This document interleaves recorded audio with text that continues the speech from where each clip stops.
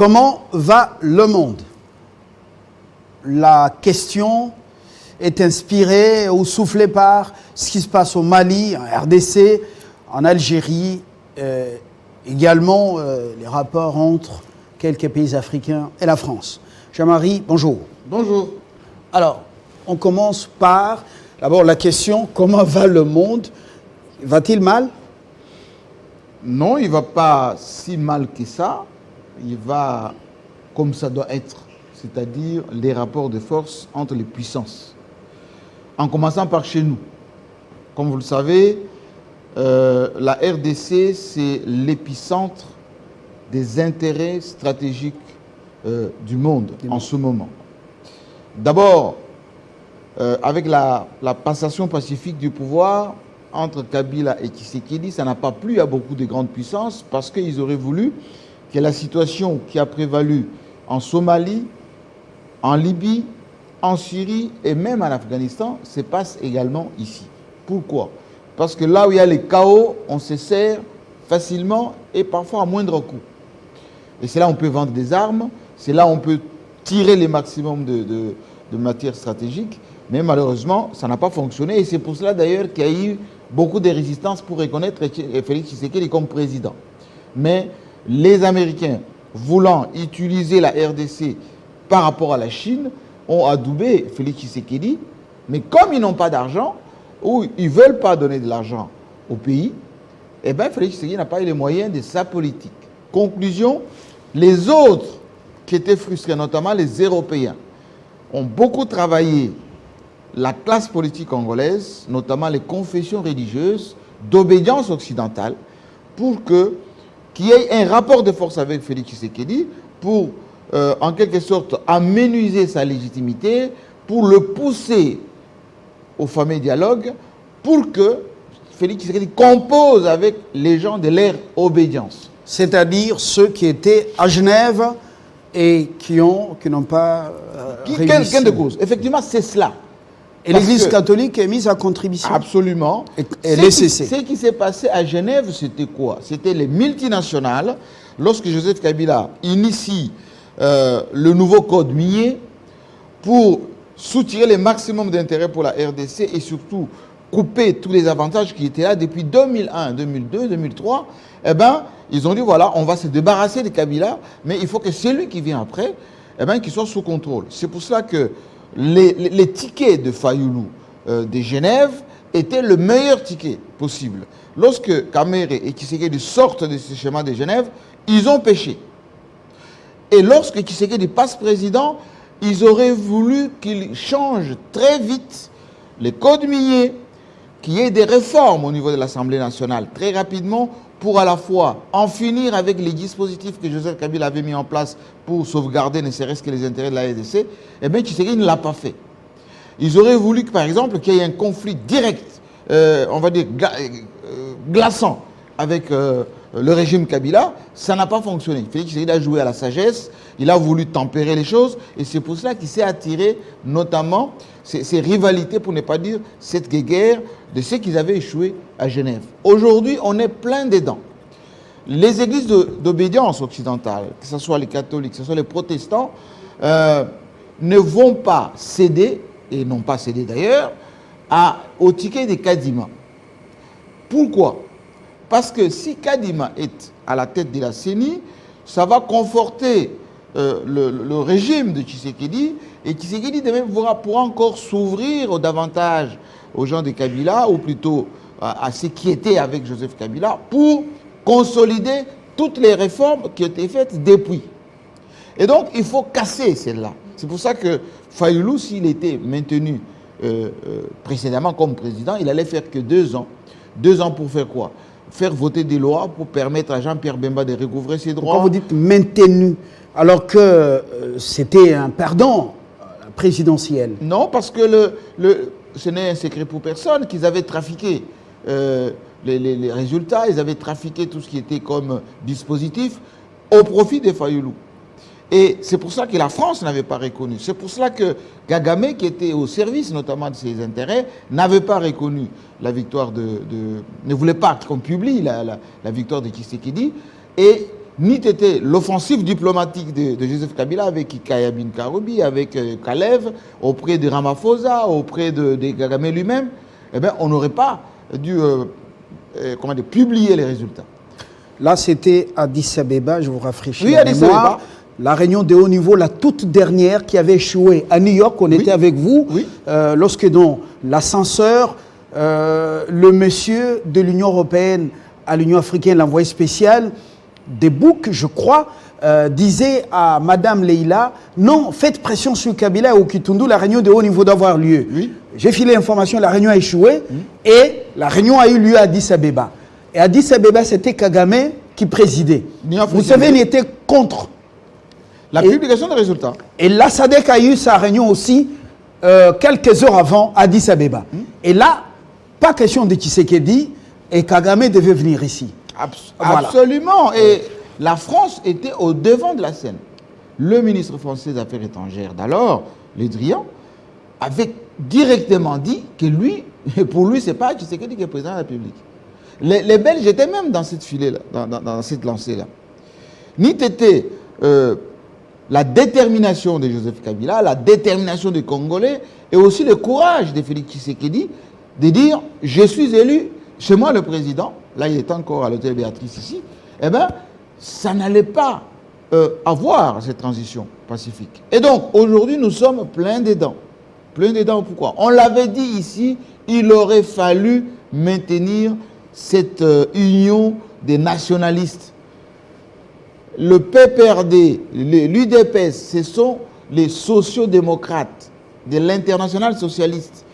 Tshisekedi, Étienne et Mouzé Laurent Désiré Kabila, ce sont les nationalistes d'émanation Lumumba. Et donc, s'ils étaient ensemble, ils allaient consolider les acquis. Ce que Joseph Kabila avait fait, ce que Félix Tshisekedi avait comme ambition, mais malheureusement, il y a eu encore beaucoup de gens qui se sont intervenus pour saper le moral de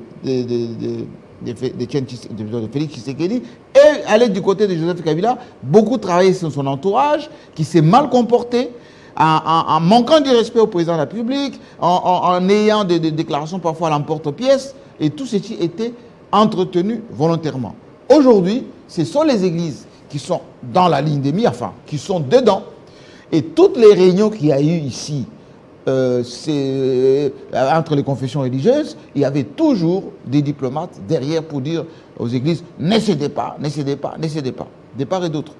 Et d'ailleurs, vous verrez que maintenant que la patate chaude est envoyée chez Mbosso, on va galvaniser maintenant les états-majors. Vous allez voir que même des gens de l'Union sacrée qui sont là-bas à l'Assemblée nationale vont se crisper par rapport à Mbosso. On va même demander à ce que Mbosso quitte, n'est-ce pas, le perchoir. Et Fayoulou sera maintenant l'homme de la rue. Il va descendre dans la rue. A-t-il le pouvoir de la rue?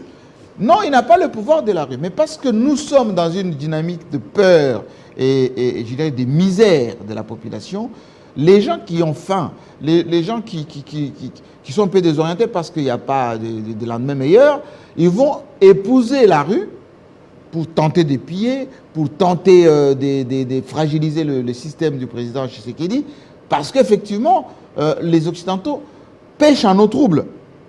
Et vous allez voir les ONG de défense des droits de l'homme, ils ont déjà commencé d'ailleurs, qui vont pouvoir maintenant attaquer Félix Tshisekedi. Voilà, les manifestations ont été brimées, les opposants sont arrêtés, la liberté de presse entamée, etc. Et d'ailleurs, certaines indiscrétions nous font apprendre qu'on commence maintenant à montrer l'entourage du président Tshisekedi qui serait dans le mine pour montrer le côté prédateur du régime de Tshisekedi qui est dans l'exploitation illégale de minerais ou dans le blanchiment, etc. C'est préparé depuis longtemps, non? Bien évidemment. Pour démolir, oui. Pour décourager. C'était le chaos promis, non? Non, mais je vous dis, et je l'ai dit ici, que nous avons, nous Congolais, intérêt à être ensemble, du moins ceux qui ont la signature. Pourquoi? Parce que ceux qui disent qu'ils sont nos amis, ils ne sont pas du tout nos amis. Ils veulent que ça dégénère pour qu'ils viennent se trouver des petits caporaux par secteur, par province, par zone, pour puiser les matières premières de la République démocratique du Congo. C'est ce qui se passe en ce moment au Mali, on en parlera tout à l'heure. C'est ce qui se passe en Libye en ce moment, on en parlera peut-être. Mais j'attire encore l'attention de nos compatriotes. J'attire l'attention de nos responsables. Il est temps de tempérer ces velléités. Les gens qui racontent au président Tshisekedi, non, il faut rester imposer Kadima, on va passer par Mbosso, on a la majorité à l'Assemblée nationale, ça va passer, Malouma c'était comme ça, Ngoï Moulounda c'était comme ça, Kadima aussi c'est là comme ça. La dynamique anti-Tshisekedi, ce n'est pas chez nous. Parce que Tshisekedi n'a pas changé les codes miniers. Tshisekedi n'a pas envoyé, comme les autres voulaient le dire, les gens de Joseph Kabila ou Kabila lui-même à la CPI. Tshisekedi n'a pas, comme disait l'autre fois, si les Kassaïens prennent le pouvoir, ils vont dominer tout le monde, ils vont marcher sur tout le monde. Ce n'est pas vraiment le cas. Et donc, il n'est pas l'homme de la situation. Et donc, aujourd'hui, il faut le protéger, le président Tshisekedi. Il faut absolument le protéger. Pourquoi ? Parce que si ça dégénère, c'est tout le monde qui est perdant. En commençant par ceux qui pensent être anti-Tshisekedi de prime abord. Pourquoi ? Parce que ces pays ne vivent que dans les compromis, pas dans les compromissions, dans les compromis. Donc, regardez quelques acquis que Tshisekedi a apportés aujourd'hui. Premièrement, la peur du gendarme. Aujourd'hui, les gens qui volaient à ciel ouvert, ils ont peur. Une petite invitation à l'IGF, ça fait trembler les gens. Aujourd'hui, vous parlez avec un ministre, vous parlez avec un gouverneur, il vous demande des pièces, un reçu. Autrefois, il se servait dans la caisse, les yeux fermés. Ça, c'est un acquis. Deuxième acquis, c'est quand même une certaine ouverture au monde. Tshisekedi se balade un peu partout, tapis rouge, etc. C'est déjà un acquis qu'il faut consolider, mais on ne le consolide pas. L'autre troisième acquis, c'est cette effervescence à la construction de bâtiments, des immeubles que vous voyez partout. Ce sont des Congolais qui ont de l'argent, qui avaient planqué l'argent à côté. Et là, ils se cachent derrière les Néo-Pakistanais. Oh, voilà, c'est les Indiens qui construisent. Ce ne sont pas les Indiens, ce sont des Congolais qui avaient, pour certains, volé de l'argent, qui avaient mis cet argent de côté, qui construisent là. Pourquoi ? Parce que pour eux, le bâtiment ne meurt jamais, le bâtiment ne pourrit pas. Et ailleurs, on ne peut plus amener de l'argent, on va vous bouffer l'argent. C'est pour cela qu'ils avaient certains Kabylies planqué de l'argent en cash chez eux à la maison, pas dans les banques, en cash chez eux à la maison. Je vous ai encore parlé ici de la thésaurisation. Vous les voyez aujourd'hui avec des bâtiments, avec des immeubles qui poussent partout. Même la plupart des immeubles finis ne sont pas habitables, ne sont pas loués. Mais c'est un investissement pour eux parce que s'ils amènent en Belgique, vous voyez, avec le Pandora Papers qui vient de sortir, on vous balance et certains avocats d'affaires vous confisquent votre argent. Ils préfèrent aujourd'hui se cacher derrière les Indiens pour construire. Donc il faut l'unité. Il faut l'unité, il faut l'apaisement. Il faut en finir avec ces affaires d'affaires. Matata, les bilingues, tous ces gens. Il faut en finir avec ça. Ce n'est pas l'impunité qu'il faut consacrer. Il faut essayer de tempérer. Qu'est-ce qui est important, c'est quoi? Est-ce que c'est l'unité nationale, la paix, une certaine concorde, ou bien il faut l'acharnement, ou pour ne pas dire déstabiliser les ennemis, ou plutôt les adversaires potentiels. Aujourd'hui, Katumbi est dans une posture, on va dire, d'antagonisme que de construction. Alors que Tshisekedi avait gagné, Katumbi avait gagné Bemba dans sa cause de l'union sacrée. Aujourd'hui, encore les pêcheurs en eau trouble sont partis dire à Félix Tshisekedi, non, Katumbi c'est un potentiel candidat demain, il faut la loi Chani, il faut réveiller les affaires de gestion des mines, etc. Aujourd'hui, Katumbi est dans une posture d'autoprotection et de survie politique. Et donc, il faut en finir avec, on va dire un peu cette culture des guerres, etc. Ça ne sert à rien parce que ça nourrit, en quelque sorte, la culture de pot de banane. Chaque état-major va essayer maintenant de voir qu'est-ce que je peux actionner pour fragiliser l'autre. Voilà, on quitte le Congo pour le Mali, les mercenaires russes à l'œuvre. Un pragmatisme qui commence à arracher le sommeil à l'Élysée. Les hélicoptères, vous avez vu leur forme, leur état. Et voilà, la France prédatrice et mal à l'aise. Écoutez, je vous avais dit ici... Est-ce que le putschiste aux affaires au Mali subirait l'essor de capitaine Dadis Camara? C'est probable. C'est probable parce que les services de sécurité, notamment les Européens, quelquefois, ils passent par la méthode la plus brutale. Rappelez-vous Mohamed Boudiaf, hein, en Algérie, qui était ramené du Maroc pour gérer l'Algérie. Comment il est fini? Rappelez-vous que le capitaine, vous avez dit, les Guinéens, rappelez-vous le Burkinabé Thomas Sankara, Baré Maïna Sara. Il y a des probabilités que ces premiers ministres ou ces gouvernements maliens, l'actuel, puissent connaître la même situation parce qu'il y a crime de lèse-majesté du haut de la tribune des Nations Unies, un premier ministre malien en plus de ces terres, comment dire, le précaré français ose dire au président français, vous nous avez lâchés en plein vol, nous devons trouver maintenant d'autres partenaires. Mais ces discussions avaient déjà eu lieu bien avant. Pourquoi il y a eu succession des coups d'État? C'est tout simplement parce que quand Ibeka n'était plus fiable, ne contrôlait plus rien, parce qu'Ibeka était fabriqué par François Hollande, mis en place par François Hollande, quand Hollande est intervenu, c'était pour protéger plus Ibeka qu'autre chose, parce que la France avait entretenu un flou là dans le nord, là où il y a les Touaregs, et dans le sud, tous les coups d'État qui sont succédés au Mali, depuis ATT, c'était toujours un peu derrière ses intérêts. Et donc, ATT lâché, on a fait un faux coup d'État contre ATT, on a mis un militaire. C'est là où les Russes entrent en jeu. Parce que les Russes étaient déjà en République centrafricaine. Hein, il avait exempté, pour ne pas dire, Bozizé a été chassé par les Français. Ils ont mis celui-là, ça n'a pas fonctionné. Et puis, les Russes se sont installés. Pourquoi? Parce qu'il y a les diamants, il y a le pétrole. Et la République centrafricaine a beaucoup de richesses. C'est au centre. Donc, il faut stratégiquement que la Russie s'installe au centre. Il y a la RDC pas loin, il y a les Tchad pas loin. Donc, c'était stratégiquement important. C'est fait. Aujourd'hui, la Centrafrique discute clairement et officiellement avec la Russie qui fournit des armes, il y a des militaires russes, etc. Les Nations Unies sont là-bas, ils ne font rien d'autre que les rapports, etc. Le Mali, c'est le précaré de précaré.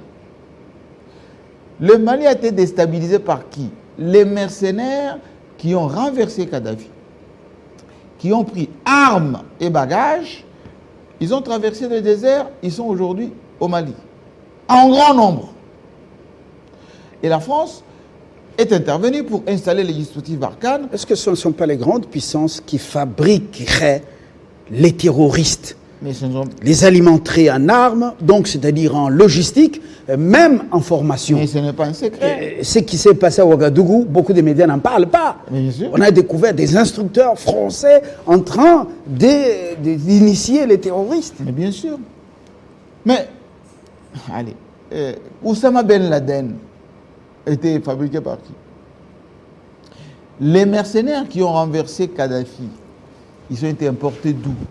De la Syrie, d'Afghanistan, de l'Irak. Et ce sont les mêmes qui aujourd'hui se trouvent au Mali. Ce sont les mêmes qui sont au Burkina Faso. Ce sont les mêmes qui sont descendus, entre guillemets, qui ont assassiné Idriss Déby. Effectivement, au Tchad. Et donc, oui, effectivement, ce sont les gens qui sont commandés. Alors, l'Algérie ne veut pas l'entendre cette fois, parce que l'Algérie, avec ce qu'on appelait à l'époque le Maghreb, le printemps arabe, l'Algérie avait échappé à ce printemps arabe. Il y a eu une tentation de déstabiliser aussi l'Algérie avec le mouvement Irak, vous vous rappelez, c'est des manifestations, etc. Ça n'a pas fonctionné parce que même après la première tentative de François Mitterrand dans les années 90 avec le fils, vous vous rappelez, le fils qui avait gagné les élections, ouais. On a fait la guerre de 10 ans, ça n'a pas fonctionné. Et c'est encore le FLN qui est là au pouvoir jusqu'à aujourd'hui. Eh bien, les Algériens ne veulent pas la déstabilisation de l'Algérie parce que le gaz algérien, le pétrole algérien qui alimente l'Europe, les Algériens ne veulent pas le partager, ne veulent pas que ce soit exploité comme c'est le cas en Libye.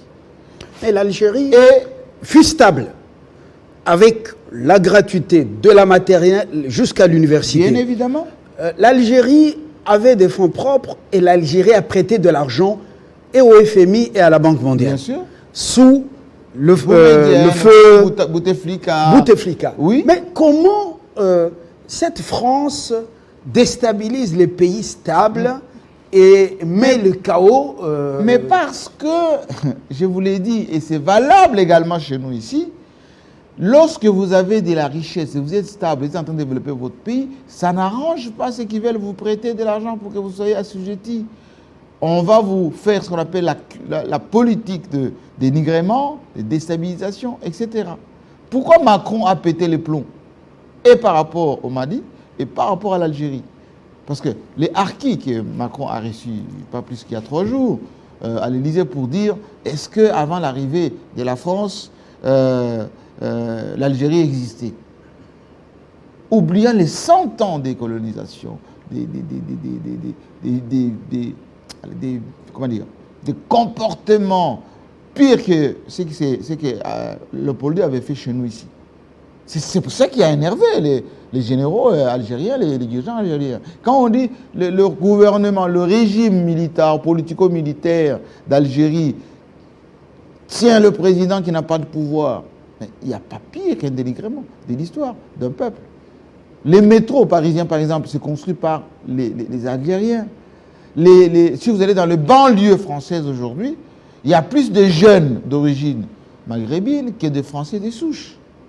Et donc, cette crise entre l'Algérie et la France, c'est l'identité française elle-même qui est mise en cause. Pourquoi? Parce que les harkis dont on parle, ce sont les Algériens qui ont tourné les armes contre leurs propres frères, se battant aux côtés des Français pour que la France reste en Algérie.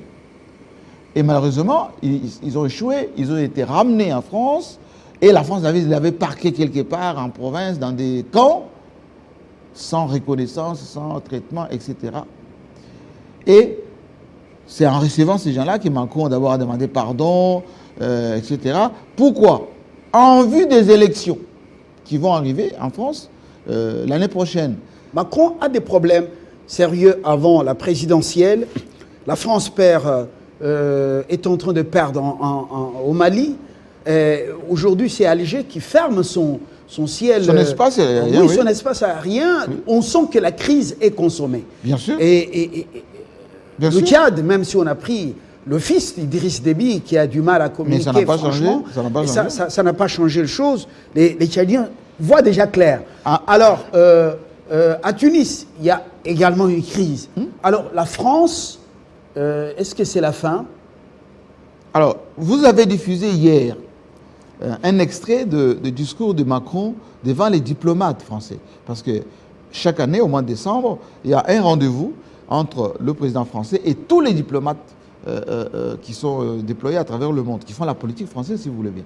Qu'est-ce que Macron dit? Cet extrait est sur Internet, si les gens veulent bien le suivre.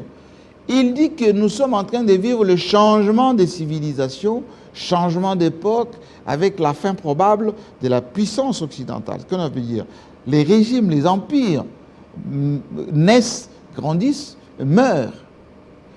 L'arrivée, voilà, ça c'est Sarkozy d'ailleurs. Oui, là c'était la vidéo d'hier. Oui, c'était juste après sur Russia Today. Voilà. Oui, absolument. Voilà, c'était juste après ça. Voilà. Ah, vous avez suivi ça hier. Mais bien évidemment.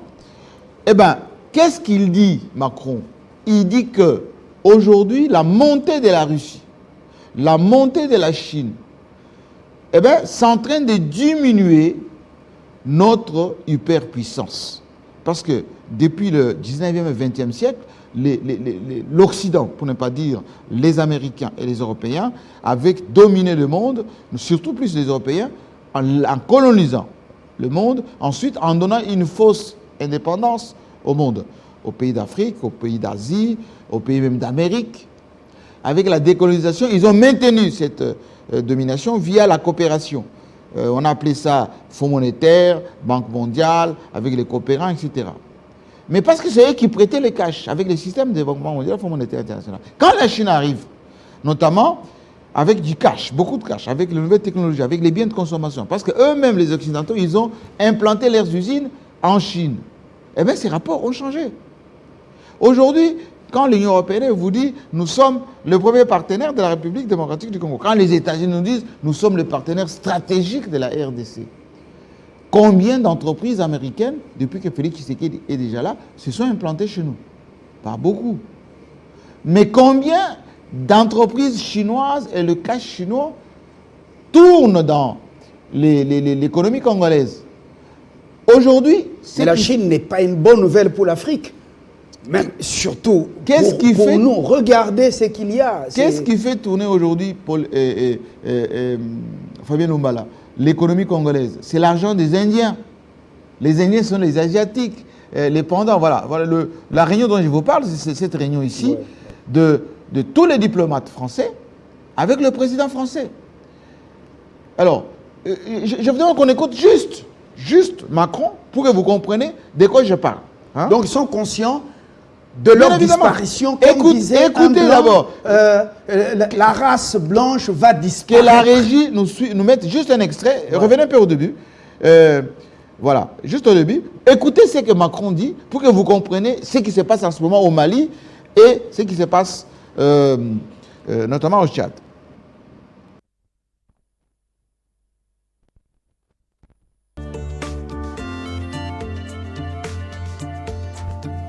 Nous sommes sans doute en train de vivre la fin de l'hégémonie occidentale sur le monde.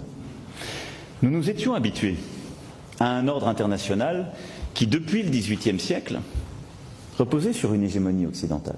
Les choses changent.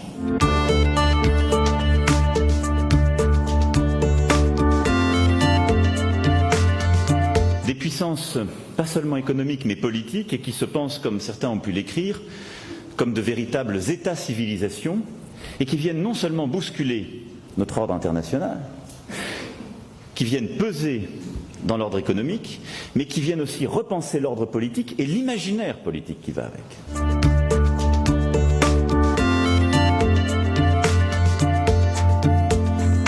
Si on continue à faire comme avant, alors nous perdrons définitivement le contrôle. Et alors ce sera l'effacement. Je peux vous le dire avec certitude. Nous savons que les civilisations disparaissent, les pays aussi. L'Europe disparaîtra.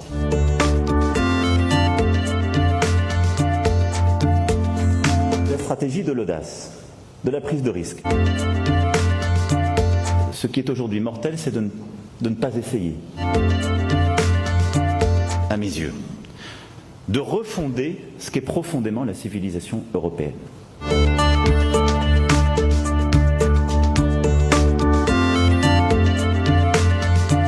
Nous ne sommes pas une puissance alignée. Mais, pour le dire en termes simples, nous ne sommes pas une puissance qui considère que les ennemis de nos amis sont forcément les nôtres, ou qu'on s'interdit de leur parler. Et je crois que c'est ça la force de la France.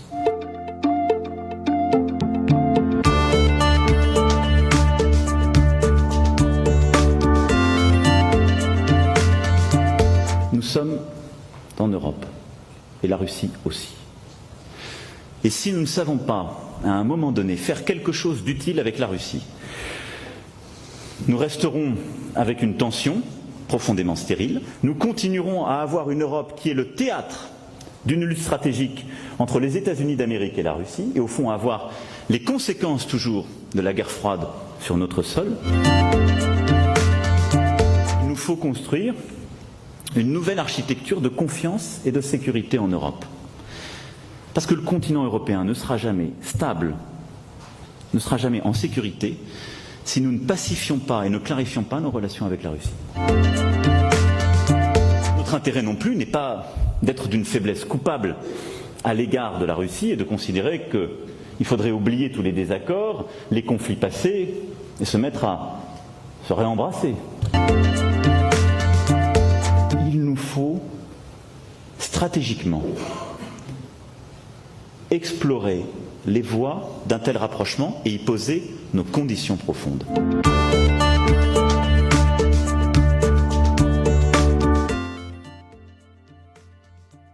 De quoi je parle? Aujourd'hui, l'Europe va disparaître. Oui, l'Europe va disparaître. Comme l'Empire ottoman, comme l'Empire romain. Oui, bien sûr. Chez nous, l'Empire monomotapa, l'Empire du Mali, le Royaume Congo, tout ceci a disparu. Pourquoi? Parce qu'il y a eu des dominations d'autres puissances. Et donc, la Russie aujourd'hui est en puissance sur les continents africains. La Russie avait proposé, notamment à la Chine et l'Afrique du Sud, le Nigeria, accessoirement le Sénégal, le BRICS. C'est un peu le contrepoids de la Banque mondiale, de la Banque mondiale et du Fonds monétaire. Et surtout le Brésil aussi était dedans. Alors, il y a eu la stratégie de déstabilisation de toutes ces puissances-là pour que le BRICS n'ait pas lieu. On a commencé par... Déstabiliser le Brésil. Oui, ils ont brisé le Brésil de Lula. Tous les présidents qui ont succédé à Lula ont eu des scandales cassés. Ils ont déstabilisé le Nigeria jusqu'à ce qu'on a créé Boko Haram au Nigeria. On a déstabilisé l'Afrique du Sud. Regardez Zuma, où est-ce qu'il est aujourd'hui.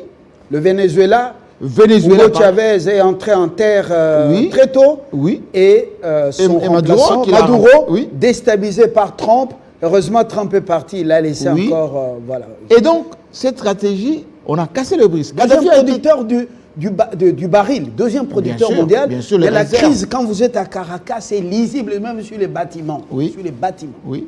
Et Kadhafi a été tué parce qu'il a proposé le Fonds monétaire international à l'africaine. Et donc, nous devons être stratégiquement chez nous très vigilants quant à ce. Et donc, ce qui commence aujourd'hui avec le Mali et l'Algérie, c'est la guerre dont parle aujourd'hui, ou parlait il y a 2 ans, ça date de 2 ans, cette vidéo de Macron. Et la Chine est derrière. L'Afghanistan, ce qui s'est passé en Afghanistan, c'est quoi? C'est la Chine qui était derrière, la Russie qui était derrière, les talibans, mais en même temps, il y avait aussi l'Iran qui était derrière, et c'est pour ça que les Américains ont décampé là-bas. Ils ont fait la même chose en Syrie, ils ont laissé la situation quand les Russes sont entrés en jeu. Et donc, le monde va aujourd'hui avec les superpuissances qui jouent leurs cartes. Est-ce que c'est ce qui aurait inspiré Kim Jong-un le rétablissement des canaux de communication avec Séoul? Oui, en réalité, ce qui se passe entre les deux Corées, c'est la fameuse guerre froide entre les Américains et les Chinois. Parce que les Américains, ils ont peur bleue des Chinois qui sont sur le plan militaire, loin devant avec leurs satellites. Vous voyez, l'attaque qu'il y a eu hier du Facebook, etc., ça c'est juste l'essai, comme on dit, de la Russie, de la Chine sur les technologies dites occidentales. Le Facebook, WhatsApp, tout ça, c'est le soubassement du contrôle de la messagerie mondiale. Et donc, pour voir que c'est possible d'attaquer ces réseaux d'information. Et donc, ça continuera. Et les grandes puissances s'essayent par des pays interposés. Donc c'était une cyberattaque. Ah, bien évidemment. Bien évidemment, ce qui s'est passé hier. C'est une cyberattaque tout simplement des systèmes d'information installés aux États-Unis par Zuckerberg et les autres. Parce que aujourd'hui, celui qui a les Facebook, qui a WhatsApp, etc., a les informations sur le plan mondial. C'est des milliards d'individus qui sont connectés à ce système WhatsApp, Facebook, et les dépendants. Et donc, on a tenté, et ça a fonctionné pendant 6 heures, ça n'a pas marché. Maintenant, ils vont essayer de recoder ça autrement. Quand vous allez en Chine, les Chinois ne sont pas sur WhatsApp, sur Facebook. Ils ont leur propre système. Les Russes ont leur propre système. Et donc, c'est pour vous dire que la guerre, elle n'est pas seulement physique aujourd'hui, elle est aussi technologique. C'est pour ça que Joseph Kabila avait installé ici le CHEST, qui aujourd'hui donne des diplômes. Le président Tshisekedi et Sassou Nguesso, en ce moment, ils vont aller à la cérémonie pour donner quoi? Des diplômes, moi je suis passé par là, aux stratèges de la RDC. Mais vous êtes passé par là, beaucoup ont été formés, ce n'est pas la 40e promotion. Mais vous ne vous organisez pas dans un think tank pour réfléchir, vous venez tout livrer à la télé. Mais c'est parce qu'on ne fait pas appel à nous. Je l'ai dit encore une fois, les think tanks n'existent pas en RDC. J'ai l'impression que notre pays a peur des intelligences. Notre pays a peur des gens qui peuvent vous éclairer sur ce qui se passe, ce qui va se passer. On a besoin, ou plutôt les gens s'entourent, des gens qui applaudissent, qui racontent des histoires à dormir debout. Le monde fonctionne avec l'information. C'est lui qui a l'information, a le pouvoir. C'est lui qui sait comment décrypter les choses, a des pouvoirs. Et donc, quand nous faisons ce type d'intervention, c'est pour orienter les prises de décision. Aujourd'hui, si on ne fait pas attention chez nous en RDC, c'est qu'ils tirent les ficelles dans l'ombre des religieux, dans l'ombre des états-majors, ils vont réussir. Ils ont réussi en 1960 en mettant Kasavubu contre Lumumba, ça fonctionnait. Ils ont mis la même chose entre Tshombe et Mobutu en 64, 65, ça fonctionnait. Entre Mobutu et Kasavubu, ça fonctionnait.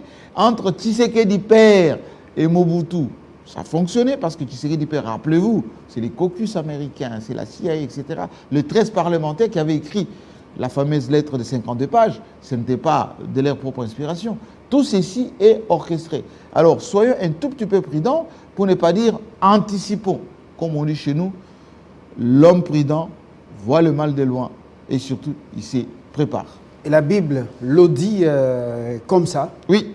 Ça sort de la Bible. Absolument. Alors là, c'est la sagesse divine.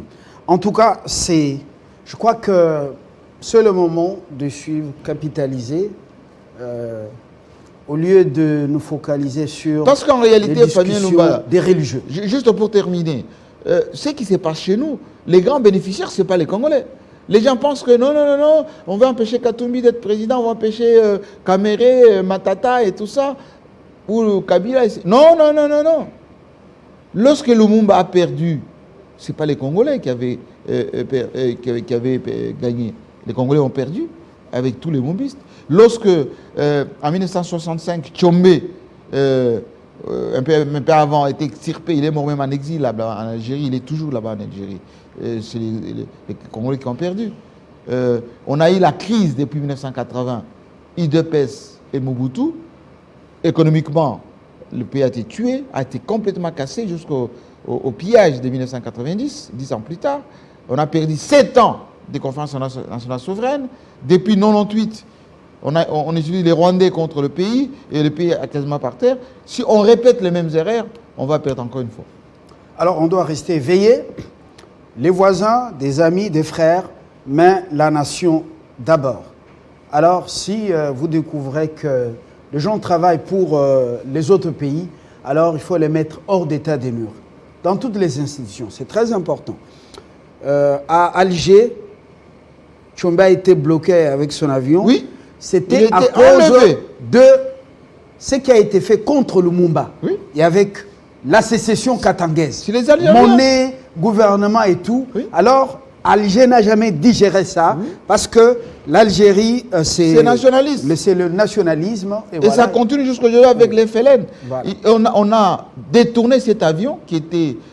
Tshombe a été enlevé et l'Algérie a détourné cet avion, a récupéré Tshombe et on l'a assassiné là-bas, on l'a posé en Algérie. Il est mort. Et voilà. Merci Jean-Marie Gassamba. Merci à vous. C'est riche et ça inspire. Dans quelques instants, la suite et la fin.